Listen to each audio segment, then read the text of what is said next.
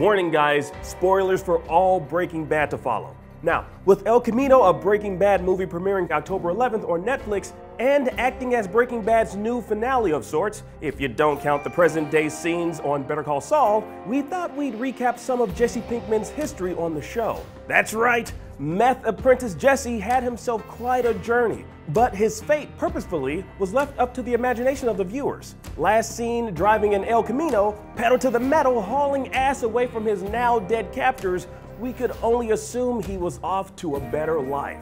After all, he'd just gone through pure hell.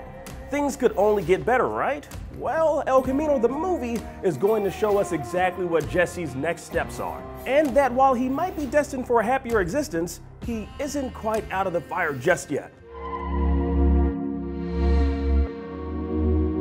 After high school, Jesse Pinkman falls into a burnout life of selling third-rate meth using the street name Captain Cook. In Breaking Bad's first episode, he's blackmailed by former chemistry teacher Walter White into helping Walter navigate Albuquerque's drug market. Walter, diagnosed with terminal cancer, wants to sell pure meth that he'll make himself at a high price to earn enough money for his family to survive after he's gone. It all quickly turns into a storm of epic proportions. Walter and Jesse bumble their way through tight scrapes and close calls, and while nominally successful, they find themselves working for the unhinged Tuco Salamanca. Season 1 ends somewhat abruptly due to the 2007-2008 Writers Guild of America strike, with them fearful of their lives. For Jesse Pinkman, though, it means the character gets to live into the next season, the second season. Yes, the original plan was for Jesse to die in the first run, but the season got cut from 9 episodes to 7.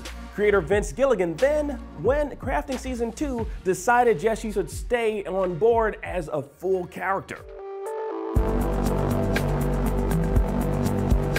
Season 2 sees Walter and Jesse survive the crucible of Tuco's paranoia, and then split up. Walter decides he's out of the game while Jesse's parents kick him out of the house. Jesse grabs himself an apartment and quickly finds himself in a romance with his landlord Jane, played by Kristen Ritter.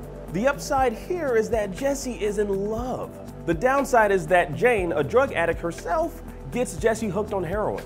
When Walt decides to be a supplier for a powerful drug lord named Gustavo Fring, he brings Jesse back into the fold. Unfortunately, Jesse's a total up due to his drug-out state. Walter decides to cut Jesse out and withhold Jesse's share of the profits until Jesse gets cleaned up.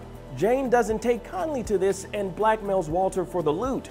Walter stops by to talk to Jesse and sees Jane choking to death on her own vomit while sleeping. Though Walt could save Jane, he chooses not to, allowing her to die in order to get rid of the blackmail problem. Walter then checks Jesse into a rehab clinic. Season 3 opens with Jesse living clean. He and Walter are supposedly done, but Jesse's still torn up over Jane's death. On top of this, Walter's brother-in-law, DEA Hank Schrader, knows that Jesse has ties to the new blue meth that's riddled the streets of Albuquerque. After coming very close to catching Walter and Jesse inside their meth RV and failing, Hank finds Jesse later and beats him so bad he winds up in the hospital. Now, when Walter visits, Jesse lets him know how much his life has gone to since they started their meth misadventures. I want nothing to do with you. Ever since I met you, everything I have ever cared about is gone. Regardless, Walter, who's now cooking meth for Gustavo, gets Jesse a gig as his lab assistant in a very impressive hidden super lab. Jesse starts dating Andrea, who he meets at one of his Narcotics Anonymous meetings. Through her, he discovers that her younger brother was forced by older drug dealers to kill one of Jesse's friends. This all leads to a mini war between Jesse and Gus, who controls the dealers. Walter sides with Jesse, killing the dealers himself. Jesse then asks Walter, who's now about to be offed by Gus, to kill the chemist Gale, the only other person who could replicate Walter's meth formula. Jesse, tears in his eyes, shoots Gale dead. In Season 4, Jesse finds himself caught up in a psychological war, and then eventually a war between Walter and Gus. Walter, convinced it's only a matter of time before Gus has him killed off, needs Jesse on his side. He also sees Jesse as possibly the perfect stealth mechanism for killing Gus via poison. Gus also views Jesse as a crucial pawn and pairs Jesse with his fixer, Mike, in order to splinter Jesse away from Walter and give him a new mentor. He also flies Jesse to Mexico, where Jesse gets to show off his meth cooking knowledge he's learned under Walter, boosting his confidence and creating more of a rift between him and his megalomaniac mentor. Finally, to save his life, Walter has to trick Jesse into thinking that Gus poisoned Andrea's son, Brock, when in fact Walter did it to get Jesse on his side. Walter winds up killing Gus using a bomb placed in a very specific place on a very specific person. And Jesse now thinks he and Walter are a winning team.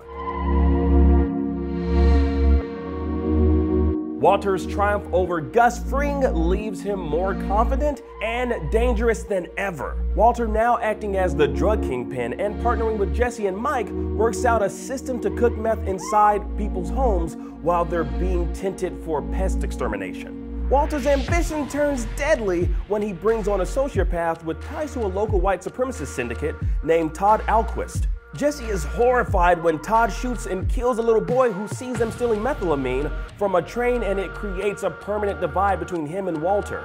Jesse, also fearing that Walter killed Mike after Mike vanishes, wants out for good.